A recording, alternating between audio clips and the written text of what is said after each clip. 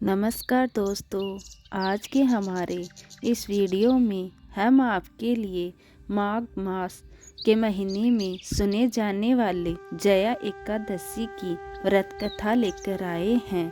कई वर्षों पूर्व स्वर्गलोक में राजा इंद्र राज्य करते थे। उनके लोक में सभी देवगण प्रसन्न थे। परिजात पुष्पों से लदे नंदनवन में देवराज इंद्र सोम रस का पान कर रहे थे। अप्सराएं उन्हें और कई गायक सुंदर संगीत प्रस्तुत कर रहे थे। मुख्य संगीतज्ञ चित्तर सिंह अपनी पत्नी मालिनी पुत्र माल्यवान के साथ उपस्थित थे। वहाँ एक पुष्पवती नाम की अप्सरा उपस्थित थी, जो माल्यवान की तरफ आकर्षित हो गई। उन दोनों को एक दूसरे के प्रति आकर्षित देख देव इंद्र राज क्रोधित हो गए और बोले, हे मूर्खों, तुम दोनों मुझे प्रसन्न करने का आडंबर कर रहे हो, परंतु तुम दोनों की एक दूसरे के प्रति आसक्ति मुझे स्पष्ट दिखाई दे रही है। इस भरी सभा में तुम दोनों ने मेरा अपमान किया है। मैं तुम्हें श्राप देता हूँ। तुम दोनों इसी क्षण पिशाच योनि धारण कर पति पत्नी के रूप में मृत्युलोक में जाओगे और वहाँ अपने पाप कर्मों का फल भुगतोगे। इंद्रदेव के कठोर वचन सुनकर माल्यवान और पुष्पवती अत्यंत लज्जित हुए। उसी क्षण वे दोनों पृथ्वीलोक में हिमालय के शिखर पर पिशाच रूप में आ गए। उस स्थान पर चारों ओर बर्फ जमी थी।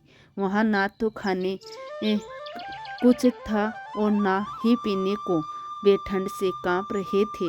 उन्होंने एक गुफा में शरण ले रखी थी। एक दिन माल्यवान ने अपनी पत्नी से कहा, न जाने हमने कौन से पाप कर्म किए हैं कि हमें यह पिशाच का यह शरीर प्राप्त हुआ है।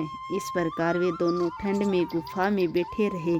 शीत लहरों के कारण उन्हें रात भर नींद नहीं आई और वह सारी रात जागते रहे और भगवान श्री हरि का ध्यान करते रहे।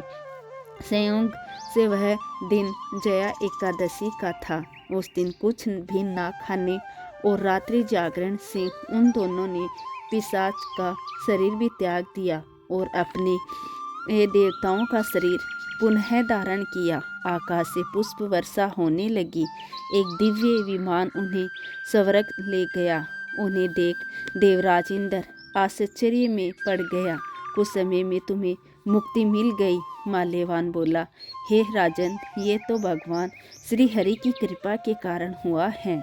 हमने अनजाने में उनकी प्रिय जया एकादशी का पालन किया, जिससे हमारा दिव्य शरीर पुनः प्राप्त हुआ है।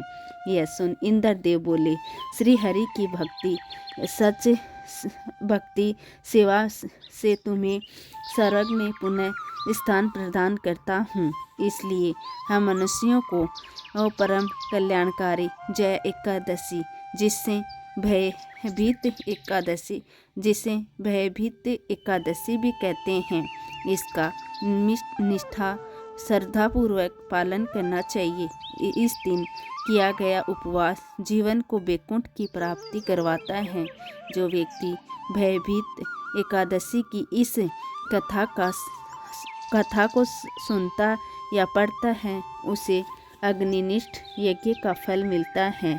बोलो जय श्री हरि विष्णु की।